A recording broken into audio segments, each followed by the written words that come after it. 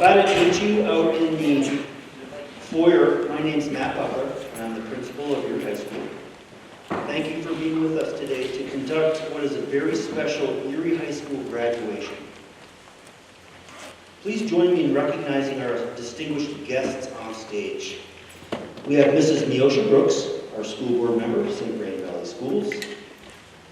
Dr. Don Haddad is our superintendent in St. Vrain. Mr. Justin Carpenter is our athletic director of Erie High School. Mrs. Courtney Stanessa is our athletic secretary at Erie High School. Mrs. Loretta Harden is our head secretary at Erie High. And we have Mr. Ron Cardenas, Erie High School class of 1964, and our guest of honor today. So we're here today to honor and celebrate an Erie Tiger whose graduation was postponed 58 years by the Vietnam War. I've had the pleasure of knowing Ron Cardenas for 8 years, my whole time here at Erie High School. And when I first met him, he was waiting for me in my office. So I walked in and he said, "Hey, why don't you sit down?" And he gave me a quick handshake. And then he told me all the things I needed to do to take Erie High School to the next level of excellence. And Ron, you were right about those things. So I appreciate that. And I do appreciate you. Ron's been a lifelong advocate for Erie High School. Ron attended Erie High School, and so did his children, his grandchildren, and his great-grandchildren. So he's kind of an icon here. Ron has served as a coach of football, baseball, and wrestling over the years. And his wonderful wife, Dolores, who's sitting right there in the front row, they're diehard fans of everything at Erie High School. And they still attend many home and away games. If you hear a fan that's kind of loud in Tiger Stadium trying to get the referee to make the right call, that's probably Ron Cardenas. We appreciate your passion, Ron. Ron is going to share a story with you in a moment, and this is what I would like you to think about while he is speaking. What does it mean to be successful in life? What is true sacrifice? If you're one of our students today, ask yourself this. When you're 19 years old, where will you be and what will you be doing? Keep those things in mind when Ron comes up to the podium. Ron's story is a story of courage and heroism, but his story is also a story about loss and the fear that every family has when a loved one goes off to war. Ladies and gentlemen, please welcome Mr. Ron Cardenas.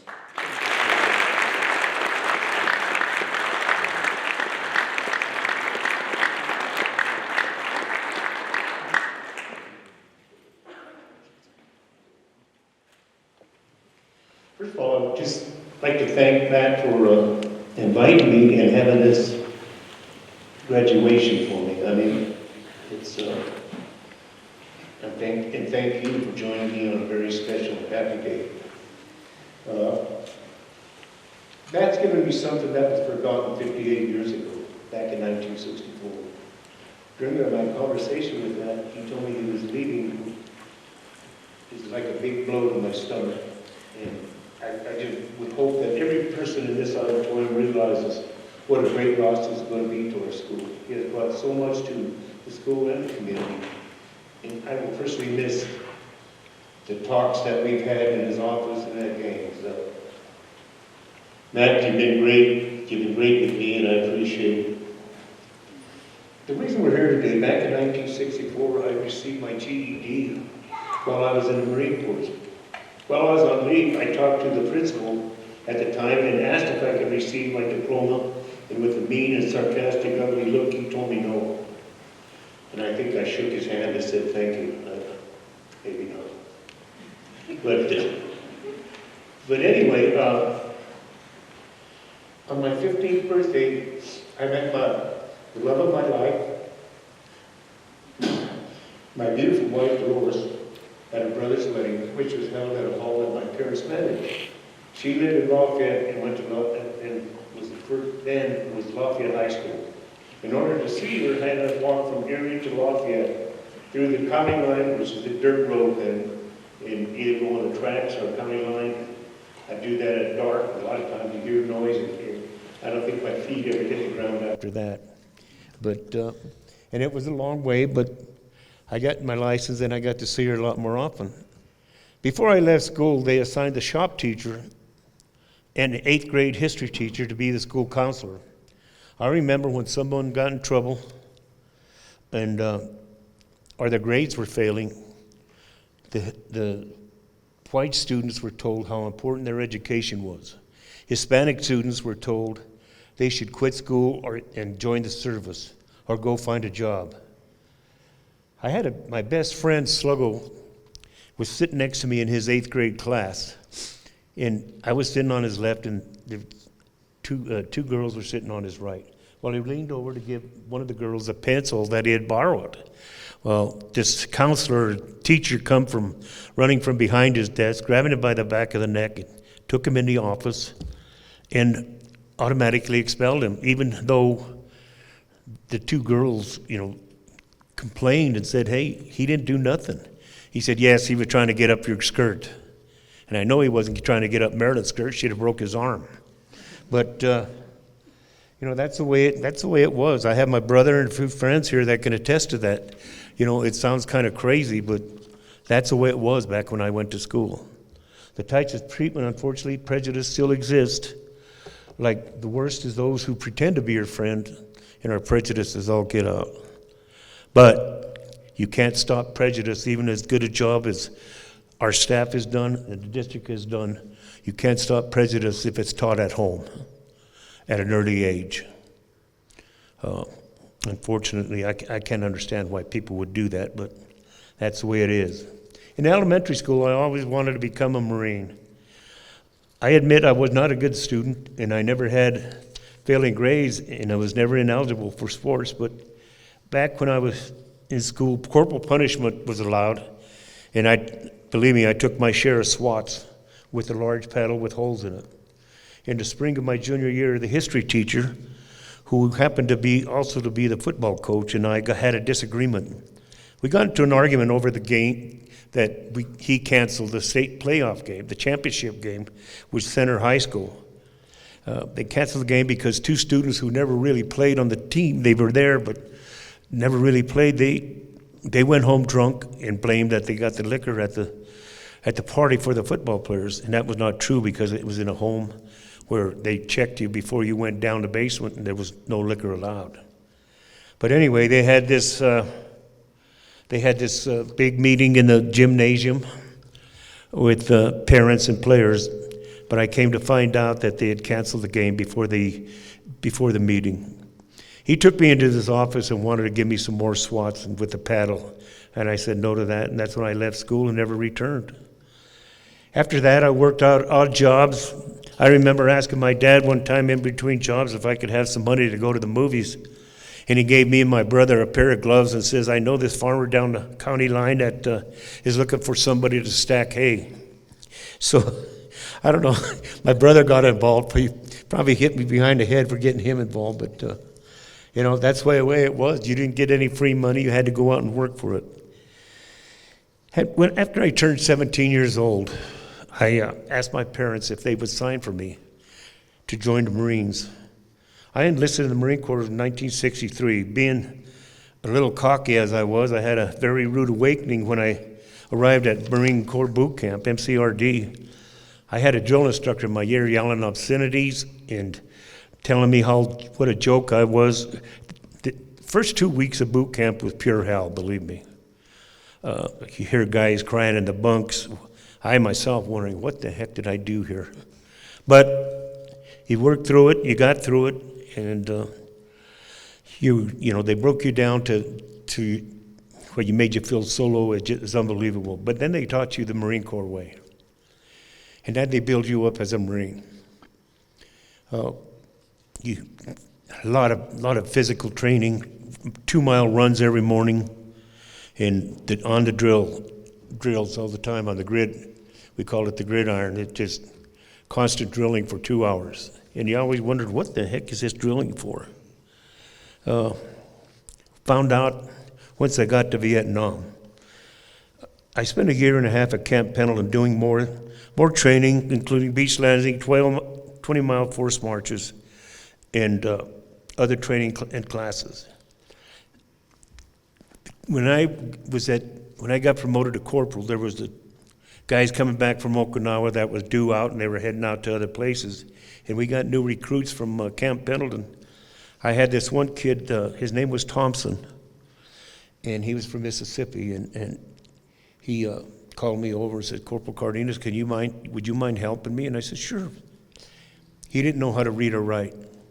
And I told him, how in the heck did you get into the service? You had to take a test. He said, well, my drill instructor did it for me.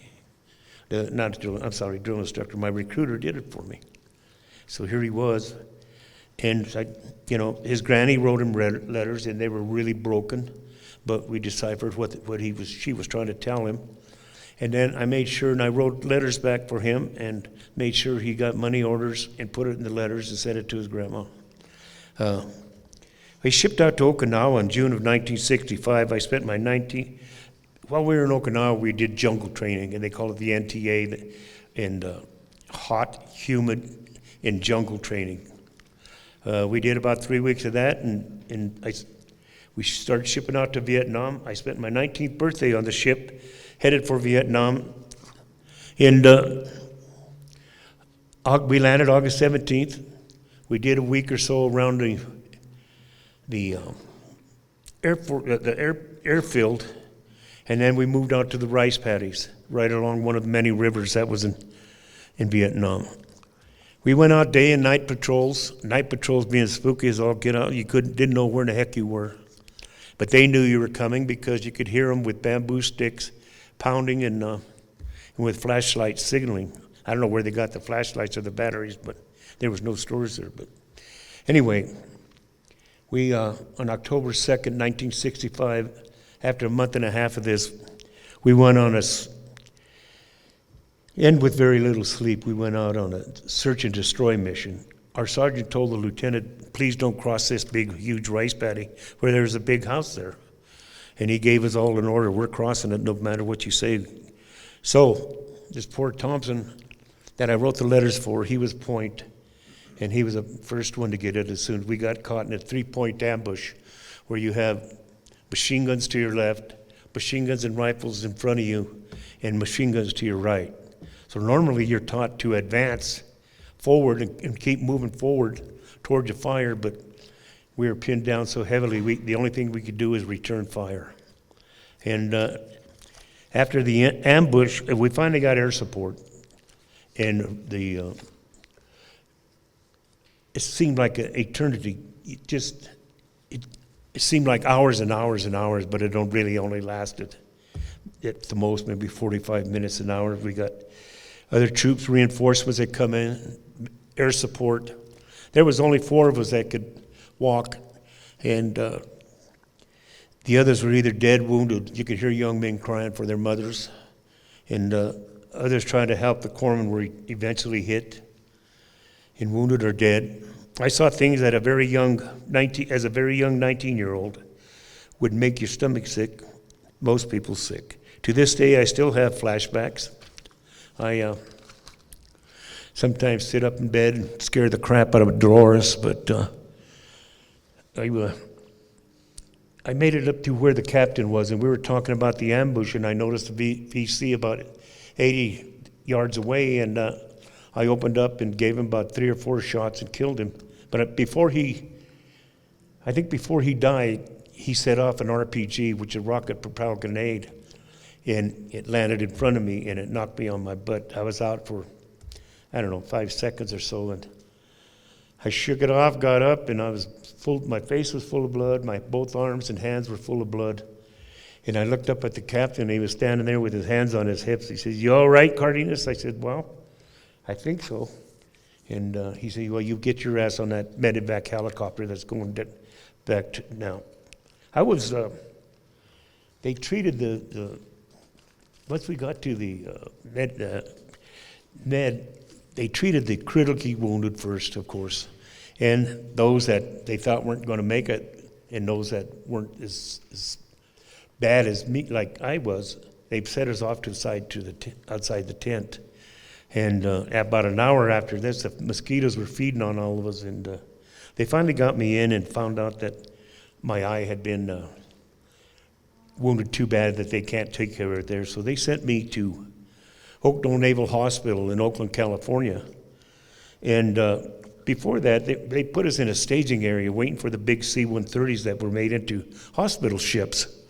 Well, the priest come by, and I was laying there, and he come by, and he gave me my last rites. It scared the living crap out of me. I said, what in the world? I said, I'm not going to die, am I? And he says, no, we just do this just in case, something happens on the flight from here to the States. I said, oh, my God. I said, you scare me more than the Viet Cong. Eventually, I was sent to Oakdale Naval Hospital in Oakland, California, where I was told that my left eye had to be removed, and I had to have a prosthetic put in. After removing my eye and having a prosthetic fitted, a month and a half, I finally got to go home. I can't imagine how my parents felt when two Marines come to their front door and after gathering their breath, I guess, they told them that I was seriously injured, and they were expecting the worst, of course. And luckily, there were some neighbors that seen the car there, and they stopped by and come over. And my sister just lived two blocks from us, and she came over with Mom and Dad. But it shook them up pretty good. Upon returning home, I was greeted by my beautiful wife, Dolores, who was 8 months pregnant, and my wonderful parents, Joe and Susie Cardenas. Dad told me that, hey, the mine's hiring, coal mine is hiring, and I said, well, no, thank you. I've been through hell, and I'm not going back in. So just before my son was born, I was hired by IBM at $2 an hour. Our rent was $50 a month. My first paycheck was $67 after taxes. In the fall of 1968, my wife and I became involved with Erie High School and its sports. We volunteered in the Booster Club. I was president 2 different times. And I coached football, wrestling, and baseball. And all of it was volunteer. I didn't ask for a dime, and they didn't give me a dime. And I did, 16 years with Mr. Kudna, who's here today, and a lot with the football team. And me and Dolores don't miss very many games anymore, but it's a little harder for us to get to the games, and we got to have a little help from the campus supervisors. They'll give us a ride up to the stands, but we still make all the games we can. We figured, how do you measure success? Those out there, those young students, how do you measure success? To me, there are 3 different paths in life. You got despair, mediocrity, and excellence. Despair is when somebody has gotten too bad into drugs or alcohol, and they slid off the path. And hey, they're going to continue with overdoses with drugs, or they'll become homeless. The middle one is mediocrity, and that's where most people end up, and they're satisfied with what they're doing. But sometimes it becomes, I don't know. To me, it's like you get up, go to your job, unlock your desk, put your pencils up, go get your coffee, and then the same routine over and over. And it kind of reminds me of cattle going to water. They're all in a line, and they just, but they're happy with what they're doing. Excellence is, and this for the students, excellence is where you reach up and you grab that star, and you let the star take you as far as you possibly can. And you get into college, you get into your master's, you get higher, you do as far, go as far as you can, catch that star, and you'll do well, believe me.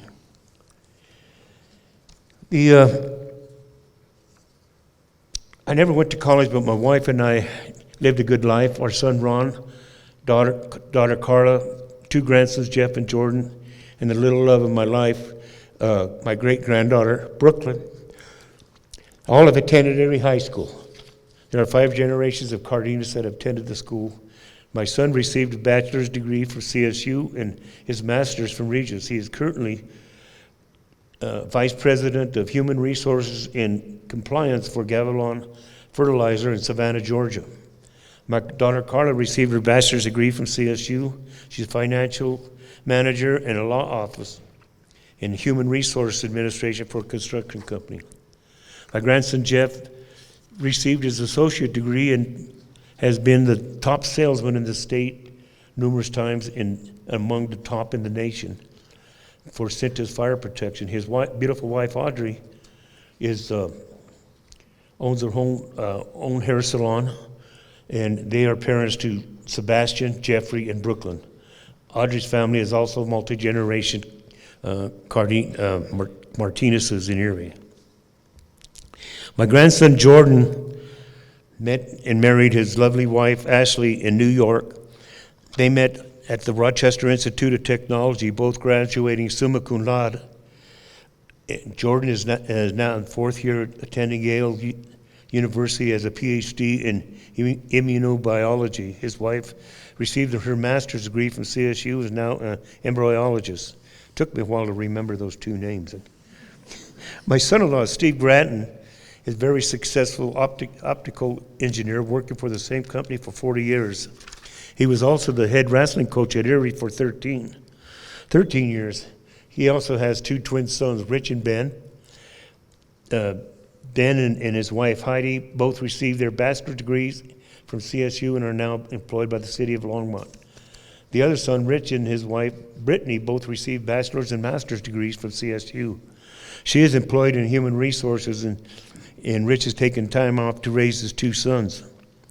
None of the children or grandchildren have had to spend a dime for their education. Grandma, me and Mom worked, worked extra hard. I did a lot of overtime. She cleaned houses, but they never had to spend a dime. I look back and I realize I could have taken the path of despair and let my past choices and mistakes define my future. Instead, we worked hard. We raised our children to believe that because besides family, respect and education are the most important things that they can encounter. I encourage them not to be just average students or mediocre, but to be great and excel in whatever they do. In my mind, this is what my family has become, and to me, this is success. So,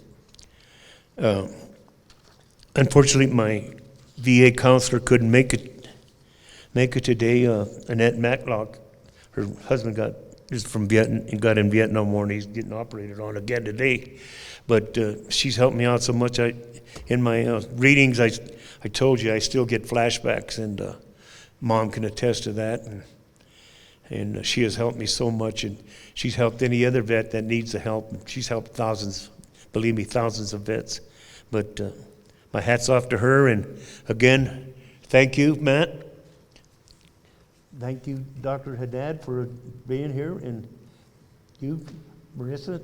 I just want to thank all of you for being here. It's a great day for me, and I really appreciate it. This means quite a bit to me. After 58 years, when he rejected me, I didn't even think about it anymore. I said, the heck with it, and moved on in life. But my son sent some stuff to Matt, and me and Matt talked about it. And he asked me if I received my diploma, and I told him no, and I explained to him what happened, and he said, well, that's not going to happen anymore. He says, we'll get that taken care of. So here we are today, and again, thank you everybody for attending, and Matt, again, thank you. You've been great. And of course, Loretta keeps us both in line, so. And Courtney's my answer girl for all the sports, so thank you all.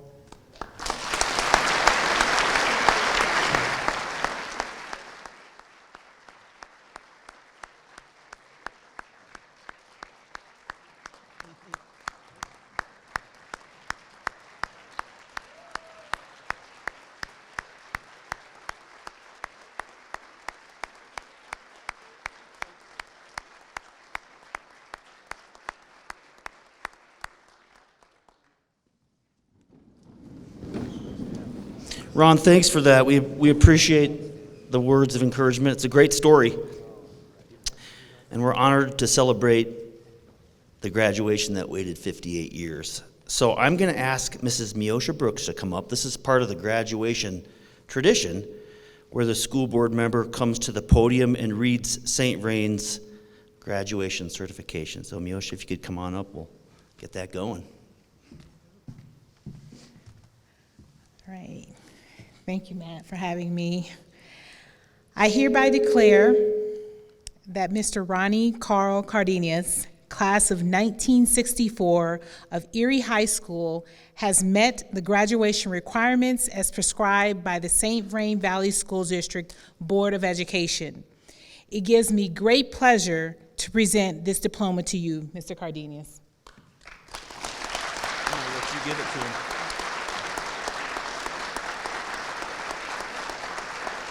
Ron, stand over there, but with Miosha so they can get pictures of you.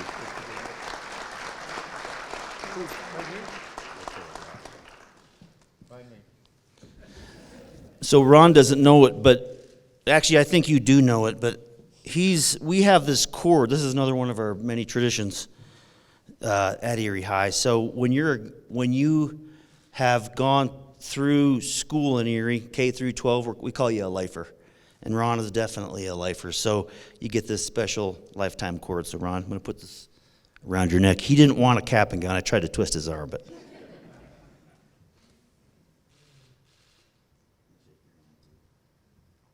You try to get me in a gown and cap,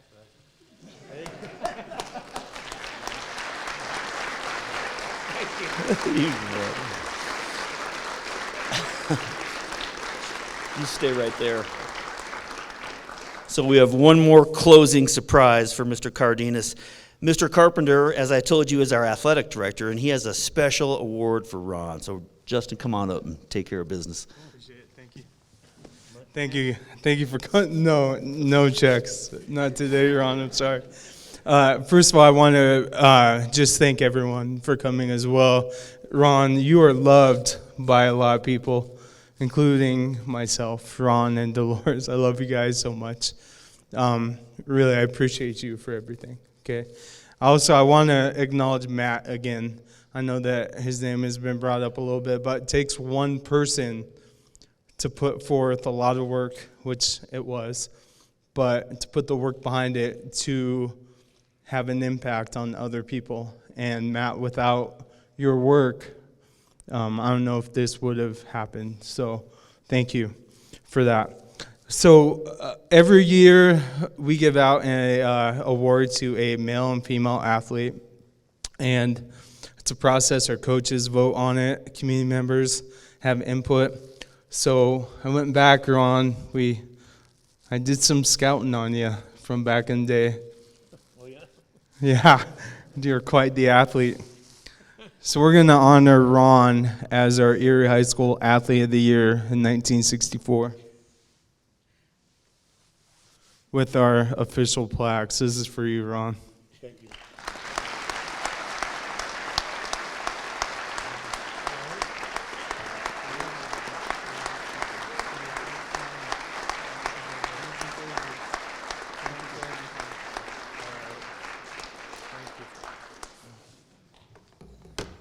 Before Matt comes back up here and hogs the microphone, I just wanted to tell the people that my friends that have joined me today that after the treats in the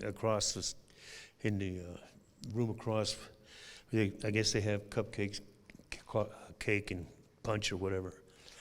You're more than welcome to go down to the Rusty Malin and have a drink or so too with us. So after we go there, I'd like to see you down there. And again, I can't thank you enough for coming. This has been a very special day for me. Thank you.